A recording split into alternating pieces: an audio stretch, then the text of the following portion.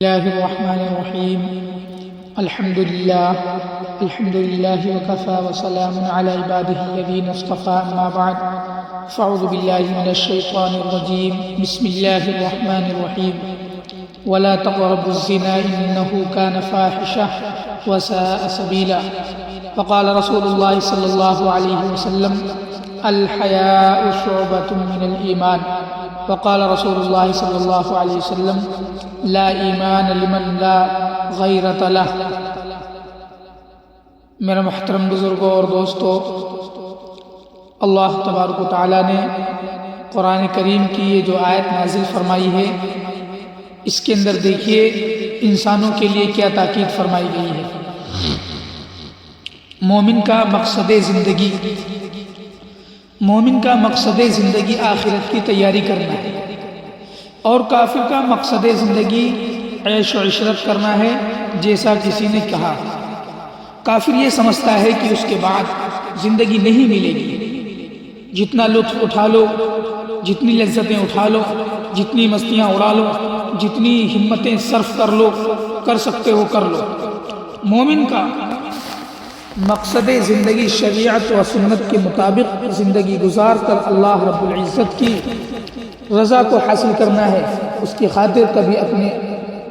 کی خاطر کبھی اسے اپنی خواہشات کی قربانی دینی پڑتی ہے، اور کبھی کبھی اسے اپنی ضروریات کی بھی قربانی دینی پڑتی ہے، لیکن ہر قربانی کا بدلہ ہوا کرتا ہے۔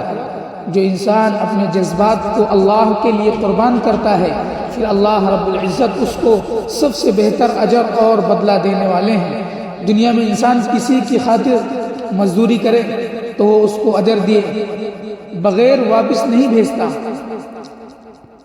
تو انسان اللہ رب العزت کی خاطر مجاہدہ اختیار کرے، اپنے نفس کو زیر کرنے کے لیے، شریعت کی لگام پہنانے کے لیے محنت کرے، تو پھر اللہ رب العزت کے ذمہ ہو جاتا ہے کہ اپنے بندے کو اس کا بدلہ دے۔ میرے بھائیوں، سوچنے کا اور سمجھنے کا مقام ہے انسانوں کے لیے اسلام کا نرالا انداز تربیت۔ دین اسلام کے یہ حسن ہے کہ جن سوراخوں سے شیطان انسان کے دل پہ حملہ کر سکتا ہے، انسان نے ان تمام سوراخوں کو بند کر دیا ہے، بلکہ جس منزل پر جانے سے روکنا تھا اس راستے پر پہلا قدم اٹھانے سے بھی روک دیا۔ مثال کے طور پر شرک سے منع کرنا تھا تو یہ تصویر بنانے سے بھی منع کر دیا، نہ رہے بانس نہ بجے بانسری۔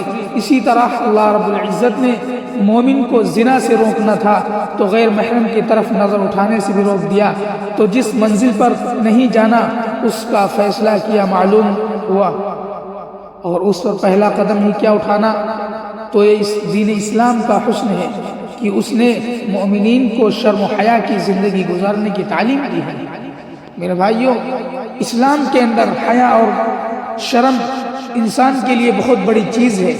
مومن شرم و حیا کو صفت سمجھتا ہے۔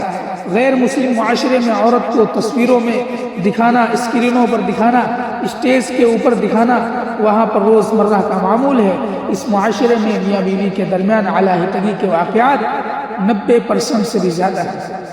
اسی لیے میرے بھائیوں، یورپ ملکوں میں مرد اور عورت کے آزاد اختلاف کی وجہ سے ہر وقت عورت کے پاس بھی چوائس ہوتی ہے اور مرد کے پاس بھی چوائس ہوتا ہے،